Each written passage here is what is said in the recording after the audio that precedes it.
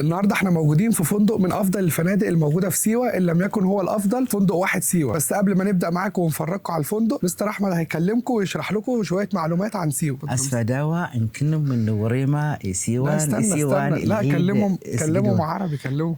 بقول دي اسمها اللهجه الامازيغي اللي احنا بنتكلمها هنا في سيوه. ان انتم النهارده شركه الرحمن منوره سيوه في فندق واحد سيوه.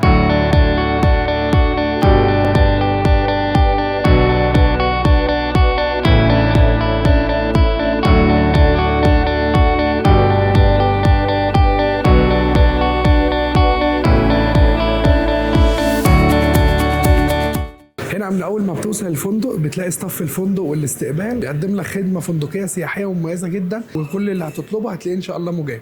اول ما بتدخل الفندق بتلاقي مساحات واسعه جدا. هناخدكم دلوقتي جوله نفرجكم على المطعم اللي بيقدم الوجبات في الفندق. هنا الفندق هنا بيوفر اقامه فطار وغدا وعشاء. الاقامه الاساسيه هي اقامه فطار، بيبقى الفطار دايما بوفيه مفتوح، وبيبقى بوفيه شرقي كويس جدا متوفر فيه كل اللي انت ممكن تحتاجه كوجبه فطار. متوفر الغدا والعشاء، ساعات بيبقى ست منيو وساعات بوفيه مفتوح على حسب الفندق نفسه والجست اللي موجود. هنا في اكتر من نوع من الغرف، غرف دبل، غرف تريبل، في كمان سويتات عباره عن اوضتين وصاله او 3 اوض وصاله. دي سويتات كبيره بتبقى عائليه، يعتبر فيلا يعني حاجه دور ارضي. هوريكم اول حاجه دلوقتي جناح عباره عن اوضتين وصاله للعائلات. هنا ده ريسبشن كبير بيبقى موجود ما بين الغرفتين. في هنا اول غرفه اللي هي الغرفه الدبل معانا، دي اول غرفه موجوده في السويت. دي الغرفه الرئيسيه الثانيه اللي موجوده في السويت اللي هو الاوضتين وصاله.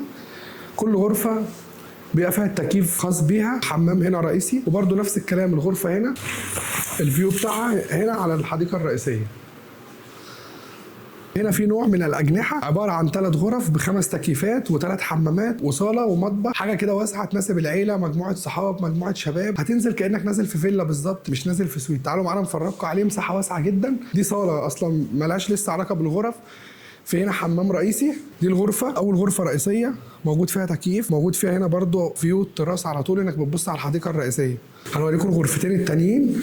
كل غرفه موجوده فيها الحمام بتاعها، حمام خاص، ومساحه كمان كبيره زي تراس كده. تعالى فيها شاشه LCD لوحدها، حمام هنا خاص برايفت. دي الغرفه الثالثه في السويت اللي هو بقى 3 اوض، فيها تكييف خاص، حمام خاص، يعتبر غرفه منفصله لوحدها برضو بباب خاص، منعزله تماما عن السويت الكبير. الغرف هنا في فندق واحد سيوه، الغرف اللي هي الستاندر كلها بتبقى باصه على طول على الحديقه الرئيسيه. الغرف هنا اصلا لسه متجدده، يعني هم شغالين دلوقتي اصلا كمان تجديد وانشاءات في بقيه الغرف، فهم مجددين الغرفه بالكامل. كل غرفه فيها تكييف منفصل، فيها شاشه LCD، فيها ريسيفر خاص، فيها حمام خاص، فيها ميني بار.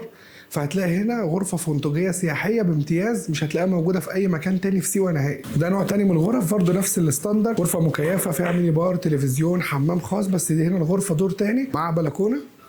هتفرج على البلكونه، ده الفيو اللي هيبقى معاك وانت في غرفتك. النوع الثاني معانا من الغرف في فندق واحد سيوه، الغرف التيسنت اللي هي الغرف على الطراز السيوي. حتى الغرف السويه هتلاقي هنا غرف بطريقه معينه. احنا دلوقتي موجودين في الغرف اللي هي التيسنت، الغرف على الطراز السيوي. تعالوا معانا نوريكم الغرفه ومساحتها. الغرفه هنا هتلاقيها مساحه كبيره جدا، سريرين. دي الغرفه الدبل، هتلاقي دولاب، هتلاقي شاشه LCD، هتلاقي ميني بار موجود في الاوضه، هتلاقي دفايه عشان لو انت جاي في فتره او الجو بقى ساقعه. هتلاقي كل اللي انت ممكن تحتاجه. هنا غرف سويه على النظام الفندقي السياحي. الفندق هنا موجود فيه هو يعتبر حمام سباحه، بس هو مش حمام سباحه، هو عين. الميه اللي موجوده فيه ميه ابار، يعني ميه طالعه من تحت الارض، انت بتلاقي لونها اخضر، هي دي ميه ابار. هو على شكل حمام سباحه، لكن الميه اللي جواه ميه طالعه من تحت الارض. الفندق هنا بدايه من فتره الشتاء بيبقى على الجبل اللي ورانا دوت، بيبقى فيه حاجه زي كافيتيريا معموله فوق كده وتندة، الناس بتقدر تطلع ان هي تقضي هناك، تسهر هناك في المكان ده. وبيتعمل حفله لكل جروب بيدخل المكان، وهي الجروبات بتبدا من فتره الشتاء تبقى شغاله باستمراريه. بس قعده الجبل هنا ان شاء الله قعده كويسه وهتلاقوها رايقه معاكم.